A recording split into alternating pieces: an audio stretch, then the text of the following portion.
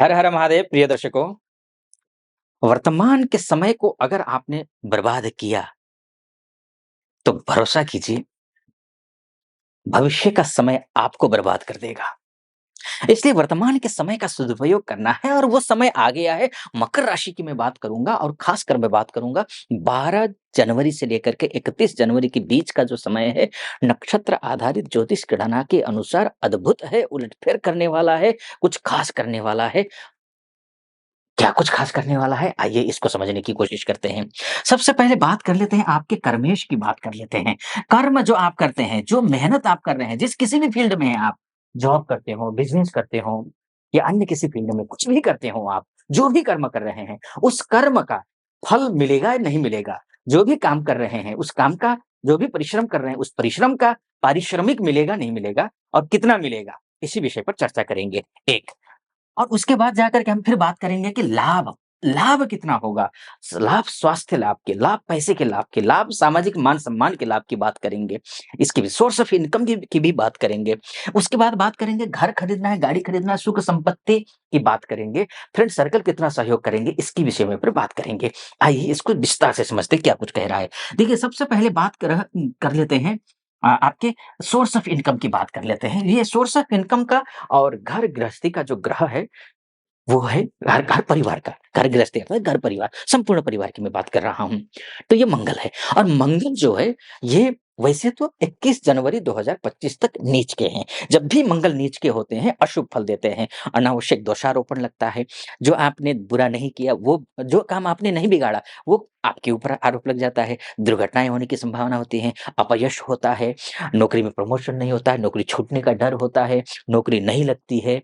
Confidence level low हो जाता है, फ्रेंड सर्कल सहयोग करते नहीं हैं, भाइयों का सहयोग मिलता नहीं है, ज़मीन में घाटा होता है, ज़मीन बेचना चाहे ज़मीन बिकती नहीं है, घर बेचना चाहे, गाड़ी बेचना चाहे, खरीदना चाहे, इसमें सफलता मिलती नहीं है। मंगल जब खराब होता है तो ये सारी चीज़ें होती हैं। बीमार हैं अगर खासकर आप ऑपरेशन करने की स्थिति में हो, तो ऑपरेशन खराब हो जाता है या फिर ऑपरेशन करने का सही समय नहीं होता है ये। ये मंगल के नीच के होने से होता है और ये 21 जनवरी तक है। अब 21 जनवरी तक मंगल ऐसा है, तो मैं कैसे कह रहा हूँ कि आपका 12 जनवरी से ही टाइम शुरू अच्छा हो जाता है। क्यों कह रहा हूँ? क्योंकि मंगल जो है पुष्य नक्षत्र में है।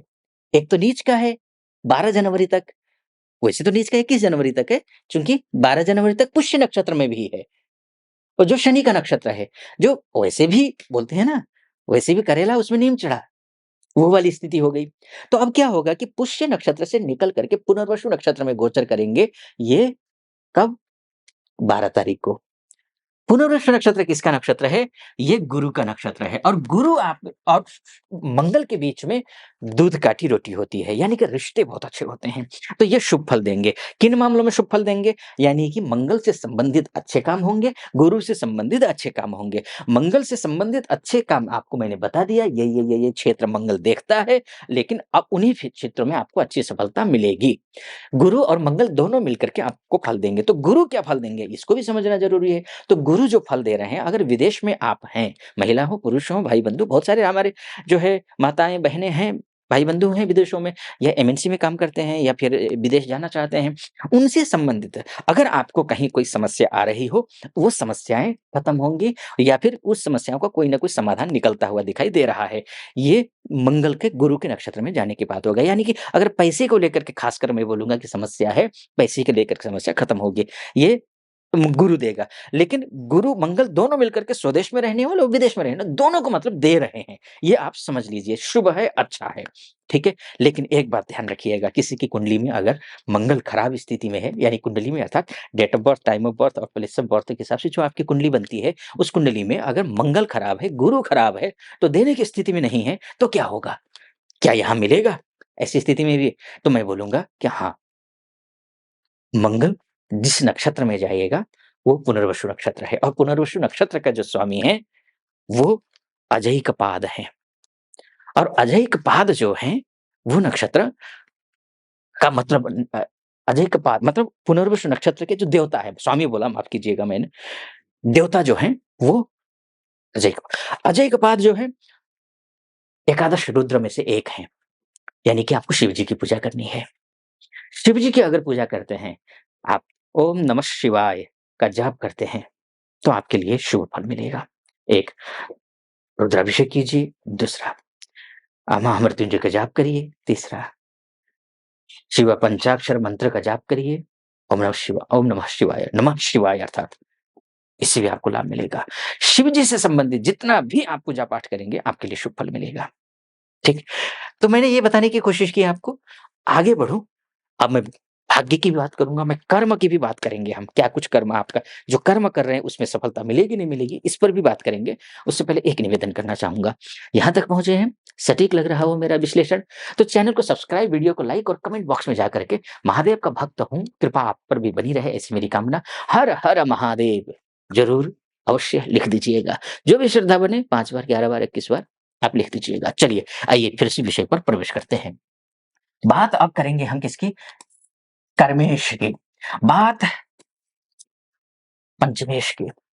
आप लव लाइफ है, शादी होनी है, बच्चे की संतान के योग हैं, नहीं हैं, इसको लेकर के आप पढ़ाई कर रहे हैं, पढ़ाई के लिए आपको कोई एग्ज़ाम नज़दीक हो, उसमें सफलता मिलेगी, नहीं मिलेगी, पढ़ाई में कितना कंसंट्रेशन बनेगा आपका, ये सब कुछ चीज़ें। काम काम कर रहे हैं, बॉस के साथ रिश्ते कैसे रहेंगे, बॉस सपोर्ट करेंगे, नहीं करेंगे, या फिर जॉब लगेगी, नहीं लगेगी, इन सबको देखेंगे हम इस शुक्र से। शुक्र अर्थात धन-धान्य से परिपूर्ण करवाने वाला ग्रह है। शुक्र के बिना आज के संदर्भ में, खासकर कलयुग में, कुछ भी संभव नहीं है। सबको लग्ज़री लाइफ़ चाहिए, और लग्ज़री कौन देता है? वो शुक्र ही देता है। शुक्र के बिना लग्ज़री लाइफ़ की कल्पना ही नहीं कर सकते हैं। तो ऐसी स्थिति में शुक्र देखिए किस नक्षत्र में है? 17 तारीख से लेकर के 17 जनवरी से लेकर के शुक्र पूर्वा भाद्रपदा नक्षत्र में जाएँगे। पूर्वा भाद्रपदा नक्षत्र किसका नक्षत्र है? गुरु का नक्षत्र है। और गुरु फिर से देखिए ना, बात घूम फिर कर के गुरु पे ही आ रहे हैं। यानी कि गुरुदेव बहुत महत्वपूर्ण है आपके लिए। मंगल भी पुनर्वसु नक्षत्र में, यानी कि वो भी गुरु का नक्षत्र है। शुक्र पूर्व भाद्रपदा नक्षत्र में, वो भी गुरु का नक्षत्र है। लेकिन मंगल और गुरु का जैसा मामला यहाँ नहीं है। मंगल गुरु में रिश्ते अच्छे थे, शत्रु नहीं है, वो मित्र हैं।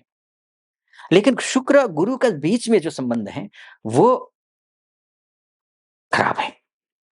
शुक्र गुरु को कुछ नहीं मानता है, ना शत्रु ना मित्र, बराबर। ठीक है, आपसे कोई लेना-देना नहीं है। लेकिन गुरु जो है ना शत्रु मानते हैं, और ज्योतिष शास्त्र का नियम है शत्रु प्लस सम, सम अर्थात कुछ नहीं मानना, बराबर शत्रु। तो शत्रु हैं। तो अब ऐसी स्थिति में आपको क्या करना है? तो अब जो पूर्व भाद्रपदा नक्षत्र के जो देवता हैं, आदित्य हैं, उन आदित्य की यानी कि भगवान सूर्य की उपासना करनी है, सूर्य को अर्घ्य देना है, सूर्योदय से पहले आपको उठना है, ये सब कुछ करना है। अगर इतना कर लेते हैं, आप निश्चिंत मानिए ये आपके लिए शुभ फल देंगे। यानी कि जो भी काम कर रहे हैं, जिस किसी भी क्षेत्र में आप काम कर रहे हैं, उस क्षेत्र में आपको अच्छी सफलता मिलेगी। ठीक, बहुत कुछ कहना चाहता था, लेकिन छोटे से वीडियो में सब कुछ समेट पाना मुश्किल होता है। यहाँ तक पहुँचे हैं आप। अगर आप अपनी कुंडली देखिए, मैंने बस इतने बताने की कोशिश की है, ये ग्रह इस नक्षत्र में जाएगा, ये फल देगा। बस, आपकी कुंडली ही डीएनए है आपका। अब ऐसी स्थिति में आप अगर अपनी कुंडली के बारे में जानना चाहते हैं, महिला हो या पुरुष हो, देश में रहते हों, विदेश में रहते हों, नीचे नंबर है, उस नंबर पे कॉल कीजिए, व्हाट्सएप कीजिए, मेरी टीम से बात कीजिए, अपॉइंटमेंट ले लीजिए, मैं स्वयं आपकी कुंडली देखूँगा। आप खुश रहें, प्रसन्न रहें, महादेव की कृपा आप पर बनी रहे ऐसी मेरी कामना। सटीक लगा हो, सब्सक्राइब, लाइक और कमेंट ज़रूर कर दीजिएगा। अनुमति चाहूँगा। हर हर महादेव।